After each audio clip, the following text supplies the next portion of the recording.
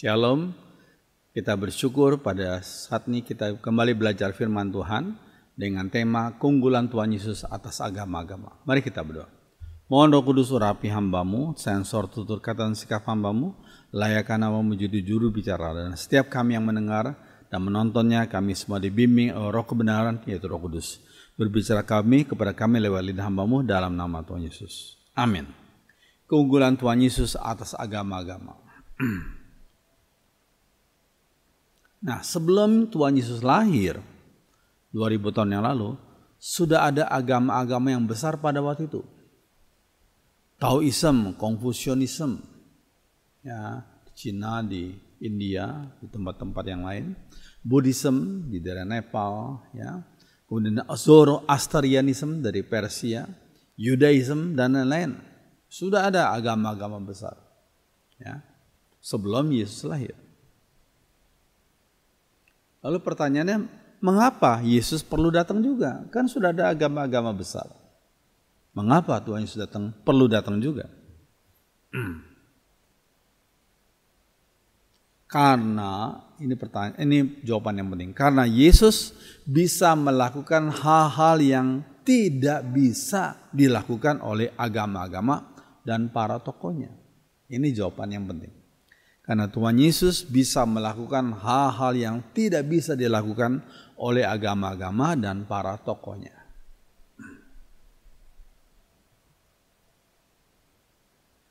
Apa itu arti agama? Agama adalah kepercayaan menurut KBBI, ya. Agama adalah kepercayaan kepada Tuhan atau dewa dan sebagainya dengan ajaran kebaktian dan kewajiban-kewajiban yang berkaitan dengan kepercayaan itu.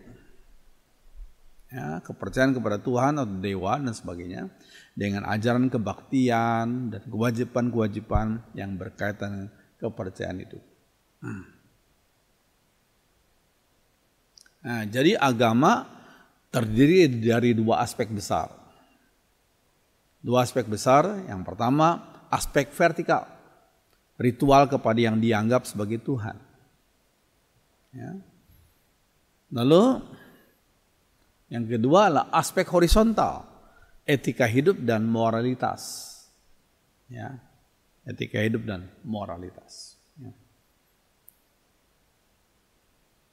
Oke, pertanyaannya, samakah semua agama? Samakah semua agama? Kalau dalam bahasa Jawa dikatakan sedoyo agami sami kemawon. Semua agama sama saja. Ya. Dikatakan lagi, seperti semua sungai bermuara ke satu laut, demikian pula semua agama menuju kepada satu Allah. Itu kata sebagian agamawan. Ya, seperti semua sungai bermuara ke satu laut, demikian pula semua agama menuju kepada satu Allah. Nah, dalam masyarakat Tionghoa dikenal ada istilah namanya San Chiang Iqiao dan Han San Weiji. Ya, San Chiang Iqiao dan Han San Weiji. Nah, di Tiongkok waktu itu ada 3 agama, ya, Taoism, Confucianism, dan Buddhism. Ketiganya pada hakikatnya sama saja.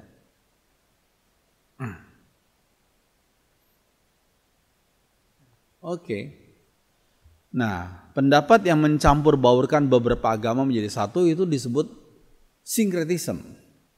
Campur baurkan jadi satu. Sinkretisme. Ya.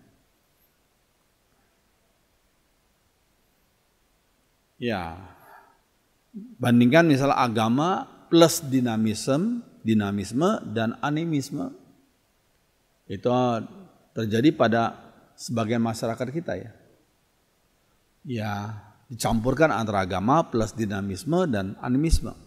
Misalnya pada waktu seseorang membangun rumah, pada waktu ada upacara kelahiran, upacara kematian, itu tanpa mereka sadari itu ada gabungan antara agama, dinamisme dan animisme di sebagian masyarakat. Ya.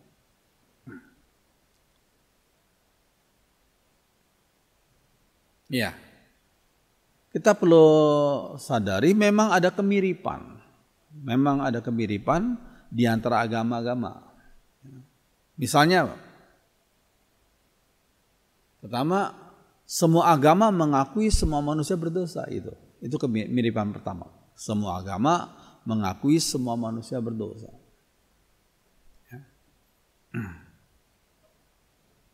Nah, yang kedua, semua agama mengajarkan perbuatan dalam tanda kutip yang baik. Ya, walaupun standar kebaikan itu berbeda-beda.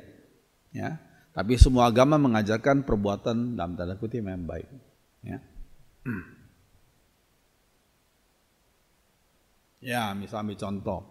Do all the sins get washed away by bathing in river Ganga? Ya, dalam konteks agama di India ya. Apakah semua dosa dihapuskan dengan seseorang mandi di Sungai Ganga? Ini di India ya.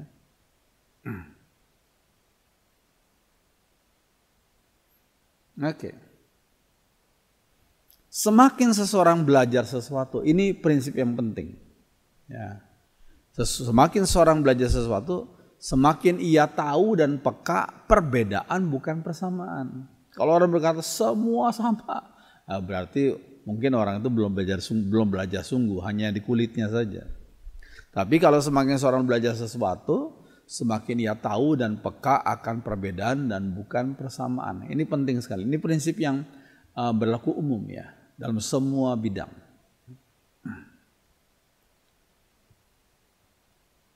Ya, ambil contoh ini.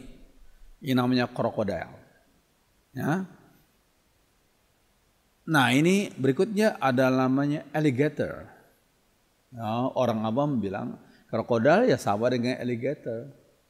Ya, diterjemahkan buaya gitu. Ya. Tapi ada lagi yang namanya gavials. Gavials. Kalau orang awam bilang 3 binatang ini sama aja buaya gitu. Tapi kalau orang semakin belajar kebinatangan, ya mereka tahu yang di atas itu krokodil, ya. Jadi punya moncong yang sempit, ya, narrow, ya. Lalu kalau alligator itu lebih lebar moncongnya lebih lebar. Ya, kalau krokodil lebih sempit, kalau alligator lebih lebar moncongnya. Tapi kalau gavials itu moncongnya panjang. Ya, itu. Misalnya itu saja. Itu sudah tahu perbedaannya kita. Ya, antara krokodil, alligator, dan gavials. Ya. Seseorang kalau semakin belajar sesuatu, semakin tahu dan semakin peka akan perbedaan dan bukan persamaan. Demikian juga dalam hal agama. Semakin kita mempelajari sesuatu, semakin kita tahu perbedaan dan bukan persamaan. Oke. Namun setiap agama tidak sama dalam doktrinnya misalnya. Ya, nggak sama dalam doktrin yang pertama. Misalnya tentang doktrin tentang Allah. Itu saja sudah beda-beda itu. Ya. Dalam Hinduism, Brahman yang tidak berhubungan disebut Brahman itu artinya Brahman itu yang tidak berhubungan, yang tidak ada tindakan, yang tidak beratribut atau sifat. Itu disebut. Bagaimana menjelaskan Brahman? Yang tidak berhubungan, yang tidak ada tindakan, yang tidak beratribut atau tidak ada sifat. Itu Brahman. Itu dalam Hinduism. Ya. Tapi dalam Buddhism, nah ini kalau kita mempelajari Buddhism, secara orisinalnya, Buddhism tidak berbicara tentang eksistensi Allah. Ya. Buddhism secara orisinal tidak berbicara tentang eksistensi Allah.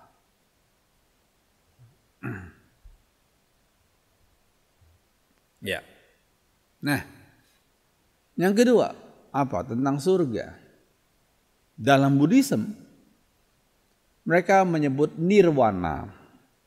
Nirwana adalah tempat di mana tidak ada lagi keinginan. Itu menurut mereka. Nirwana adalah tempat di mana tidak ada lagi keinginan. Iya, kalau saudara pergi ke Candi Borobudur, ini candi yang identik dengan Buddhism ya. itu di puncak, di stupa yang paling atas itu nggak ada ukiran, ya, nggak ada ukiran. Tapi kalau kita yang lihat bagian bawah, oh banyak ukiran, banyak gambar gitu. Tapi di stupa yang atas nggak ada ukiran. Itu melambangkan apa?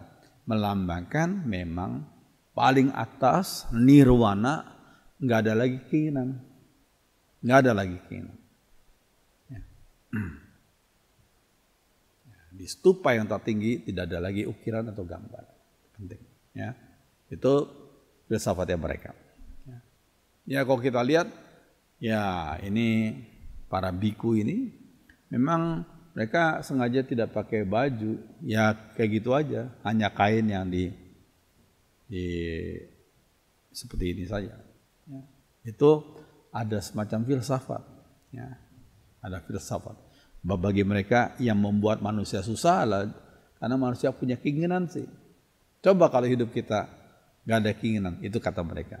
Ya manusia nggak akan susah, itu kata mereka. Ya. Oke. Nah dalam Islam, surga adalah tempat yang penuh dengan kesenangan sensual. Itu menurut pandangan Islam. Islam, surga adalah tempat yang penuh dengan kesenangan sensual. Ya.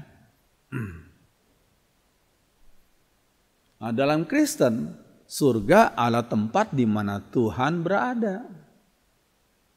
Tempat di mana umat bisa bersekutu dengan Allah dengan begitu intimnya. Dan gak ada dosa sekecil apapun dan tempat bahagia selamanya.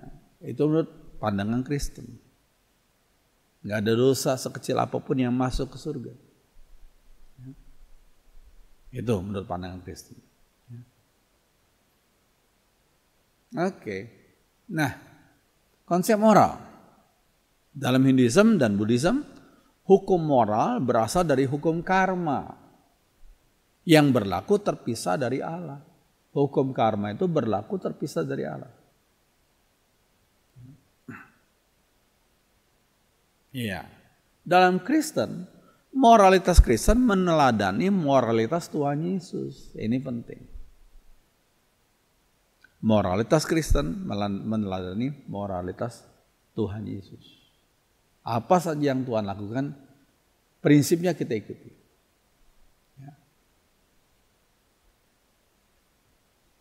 Ya, dalam Kristen tidak ada hukum karma. Dalam Kristen tidak ada hukum karma.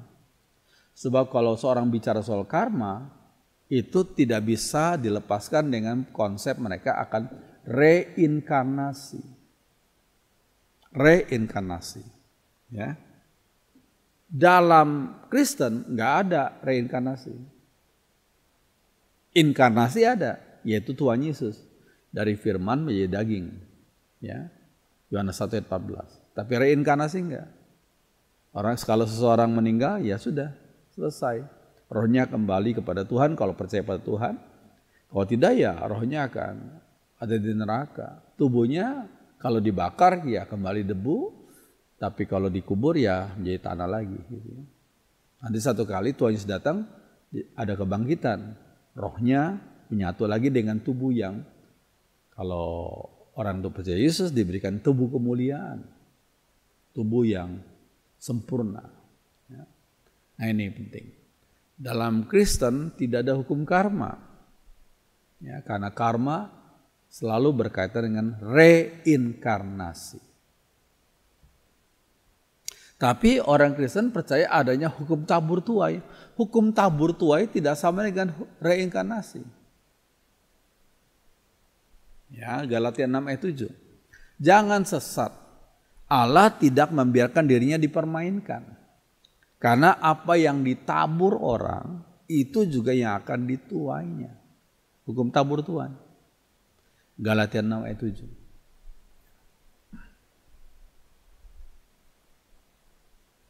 Iya.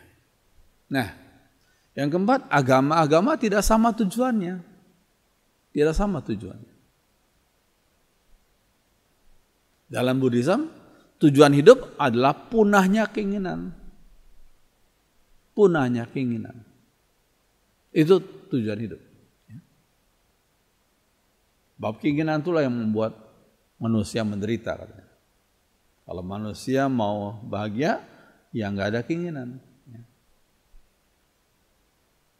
Cuma pertanyaannya, bisakah hidup manusia tanpa keinginan? Bisakah hidup manusia tanpa keinginan? Misalnya saya bilang, saya ingin hidup tanpa keinginan. Saya ingin hidup tanpa keinginan. Berarti untuk hidup tanpa keinginan pun saya perlu ingin.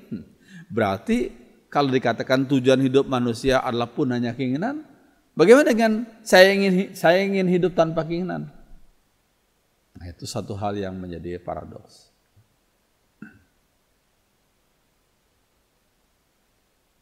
Ya. Dalam Hinduism, tujuan hidup agar terlepas dari samsara. Apa itu samsara? Samsara adalah lahir kembali berulang-ulang. Lahir kembali berulang-ulang seperti lingkaran ini. Berulang-ulang, berapa kali nggak tahu. Ya, oke. Nah, dalam Kristen tujuan hidup adalah untuk memuliakan nama Tuhan dengan cara berhenti untuk berbuat dosa. Ini tujuan utama dalam kekristenan. Tujuan hidup adalah memuliakan nama Tuhan dengan cara berhenti untuk berbuat dosa. Ya. Ada satu lagu Kristen tuh, yang terutama di dalam hidup ini memuliakan nama Yesus. Ya, itu lagu itu bagus ya. Oke. Nah, apa yang baru dalam kekristenan? Apa pertanyaannya? Apa yang baru dalam kekristenan? Ya, yang baru bukan hanya doktrin dan etikanya, tetapi yang terpenting adalah pribadi Yesus Kristus. Pribadi Yesus Kristus.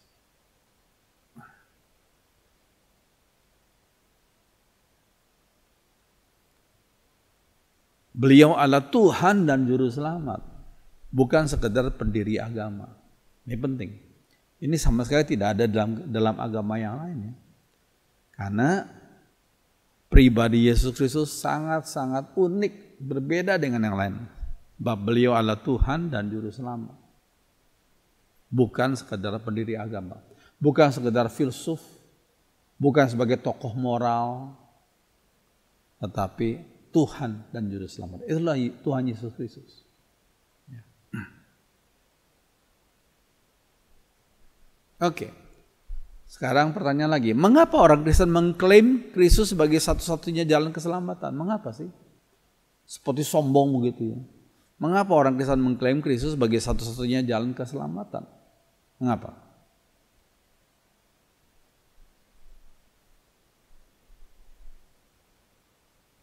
Nah, ini jawaban yang penting. Karena Yesus sendiri yang mengatakannya. Jadi bukan kemauannya Robi Setiawan atau kemauannya pendeta atau teolog tertentu atau kemauan orang Kristen sendiri, bukan. Ya, tetapi karena Yesus sendiri yang mengatakannya.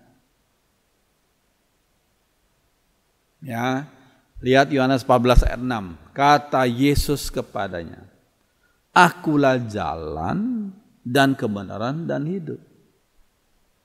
Coba, tokoh mana yang pernah mengatakan hal seperti ini? Sepanjang sejarah dunia ini, dari sebelum Masehi sampai sesudah Masehi, nggak ada satu tokoh pun yang berani berkata seperti ini. Akulah jalan, kebenaran dan hidup. Tidak ada seorang pun yang datang kepada Bapa kalau tidak melalui aku. Itu kata Tuhan Yesus.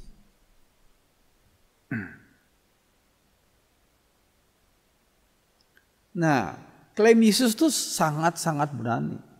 Sangat-sangat berani.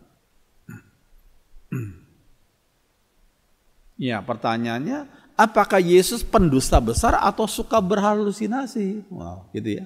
Jangan-jangan Yesus itu pendusta besar atau suka berhalusinasi saja ya. Namun jawabannya selama 21 abad Tak ada seorang pun yang bisa membuktikan bahwa Yesus pendusta besar atau berhalusinasi saja. Silakan saudara belum percaya, silakan saudara buktikan. Apakah Yesus itu pendusta besar atau sekedar berhalusinasi saja? Silakan. Ya, kekristenan tidak takut diserang oleh banyak orang ya, yang belum percaya. Silakan dibuktikan. Silakan dibuktikan ketidakcocokan saudara. Ya. Nah, kalau selama 21 abad tidak ada seorang pun yang bisa membuktikan bahwa Yesus pendusta besar dan berhalusinasi saja, berarti kalau nggak ada seorang pun yang bisa membuktikannya, berarti memang Yesus adalah seperti yang dikatakan dan diklaimnya. Ya. Oke. Nah, pertanyaan berikutnya, mengapa orang Kristen berusaha untuk menginjili orang lain? Kenapa sih perlu menginjil? Lelah tiap-tiap orang sesuai dengan kepercayaannya sendiri. Kita jaga, ya udah masing-masing tiap punya kepercayaan sendiri. Oke aja, jalan sendiri-sendiri. Ya. Mengapa orang Kristen berusaha untuk menginjili orang lain? Ya. Jawabannya karena itu adalah perintah Tuhan Yesus. Perintah Tuhan Yesus. Ya, Matius 28 ayat 18 sampai 20. Yesus mendekati mereka, para muridnya, dan berkata, "Kepadaku," kata Tuhan Yesus, "telah diberikan segala kuasa di surga dan di bumi." Mana ada seorang lain yang berani mengklaim hal ini? Kepadaku telah diberikan segala kuasa di surga dan di bumi. Karena itu pergilah. Jadikanlah semua bangsa muridku. Itu perintah Tuhan. Jadikanlah sebuah bangsa muridku dan baptislah mereka dalam nama Bapa dan Anak dan Roh Kudus. Dan ajarlah mereka melakukan segala sesuatu yang telah kuperintahkan kepadamu. Ini perintah Tuhan Yesus sendiri. Pergi untuk beritakan Injil. Jadikan semua bangsa muridku. Bukan sekedar percaya, tapi jadi murid Tuhan. Dan baptislah mereka dalam nama Bapa dan Anak dan Roh Kudus. Dan ajarlah mereka melakukan segala sesuatu yang telah Tuhan Yesus perintahkan kepada kita. Ya. Jadi kekristenan bersifat aktif dan misioner. Itu kekristenan. Nature kekristenan itu aktif, bukan pasif, dan misioner. Misioner artinya terlibat dalam misi pengabaran berita keselamatan. Yaitu Tuhan Yesus adalah juru selamat. Tuhan Yesus adalah Tuhan dan Allah.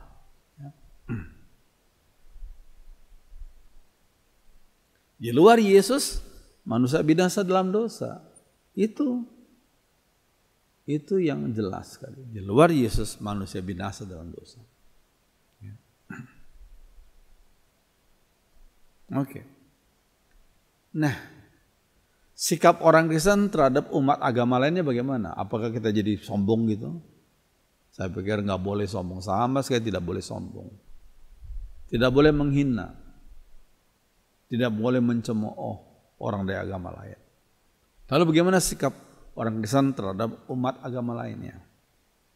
Yang pertama adalah orang Kristen, orang percaya Yesus punya keyakinan yang sungguh, tapi dengan sikap rendah hati. Punya keyakinan yang sungguh, tapi dengan sikap rendah hati. Ya, kata Yesus kepadanya, seperti yang tadi yang saya sudah sampaikan, tapi ini lebih jelas, akulah jalan, kebenaran dan hidup. Dalam bahasa Yunani adalah ho hodos, the way, ho aletheia, the truth, ho zoe, the life. Tidak seorang pun yang datang kepada Bapa kalau tidak melalui aku. Ya. Nah, ini bagus sekali. Karena kata ho hodos, ho aletheia, ho zoe, itu di dalam terjemahan bahasa Inggrisnya the pakai definite artikel. The way, the truth, and the life. Tidak disebutkan I am a way, I am a truth, I am a life. Itu artinya salah satu aja. Ada banyak jalan, aku hanya salah satu. Tidak. Tapi jelas disebut ho hodos, ho aletheia, ho zoe. The, satu-satunya. The only way, the only truth, and the only life. Jadi nggak ada pilihan lain. Ya, keyakinan berdasarkan firman yang tidak berbohong. Firman Tuhan nggak pernah berbohong. Walaupun belum kelihatan sekarang, ya tunggu aja. Firman Tuhan nggak pernah berbohong. Namun umat Tuhan harus tetap rendah hati. Kenapa rendah hati? Karena tidak ada yang bisa dibanggakan dari diri sendiri. Semua tuh anugerah Tuhan kok. Kalau kita percaya Yesus, beriman kepada Tuhan Yesus, maka anugerahnya yaitu menyelamatkan jiwa kita, mengampuni dosa kita. Itu by the grace only, hanya anugerah Tuhan saja. Jadi jangan sombong. Ya kalau orang Kristen sombong itu bertentangan sekali dengan prinsip firman Tuhan. Jadi perlu sikap yang yakin dengan sungguh, tapi dengan sikap rendah hati. Itu yang pertama. Ya. Yang kedua, sikap orang Kristen terhadap umat agama lainnya. Yang kedua adalah toleransi, tetapi tidak kompromi. Toleransi, tapi tidak kompromi. Toleransi adalah suatu perilaku atau sikap manusia yang tidak menyimpang dari hukum berlaku. Gak menyimpang. Di hukum yang berlaku di satu negara, di mana seseorang menghormati dan menghargai setiap tindakan yang dilakukan oleh orang lain selama masih dalam batasan tertentu. Ya, selama masih dalam batasan tertentu.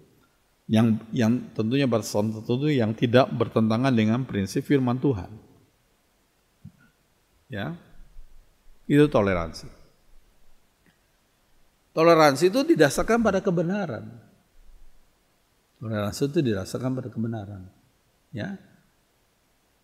Nah, tapi kalau kompromi itu biasanya mengorbankan kebenaran. Segala cara dihalalkan. Ya. Umat Tuhan tidak boleh kompromi, tapi bersikap toleransi itu betul. Ya. Toleransi tetapi tidak kompromi. Oke. Yang ketiga, sikap orang Kristen terhadap umat agama lain yaitu tiga. Yang ketiga adalah kasih bercampur penghargaan. Kasih bercampur penghargaan. Kasih itu kekuatan yang luar biasa dan mengalahkan kejahatan kekerasan. Kalau kita mempunyai sikap kasih, itu adalah kekuatan yang luar biasa yang bisa mengalahkan kejahatan dan kekerasan. Kasih agape. Kasih meskipun, kasih tanpa syarat, kasih ilahi. Agape. Yang bisa menyelamatkan, ini penting, yang bisa menyelamatkan seseorang bukanlah agama Kristennya. Itu penting. Yang bisa menyelamatkan seseorang bukanlah agama Kristennya, tetapi Tuhan Yesusnya. Harus kita pahami. Saya ulangi lagi. Yang bisa menyelamatkan seseorang bukanlah agama Kristennya, tapi Tuhan Yesusnya. Kita lihat Kisah Rasul 4 ayat 12. Dalam terjemahan sehari-hari, hanya melalui Yesus saja orang diselamatkan. Sebab di seluruh dunia, di antara manusia, tidak ada seorang lain pun yang mendapat kekuasaan dari Allah untuk menyelamatkan kita selain Tuhan Yesus saja. Kisah Rasul 4 ayat 12. Jelas.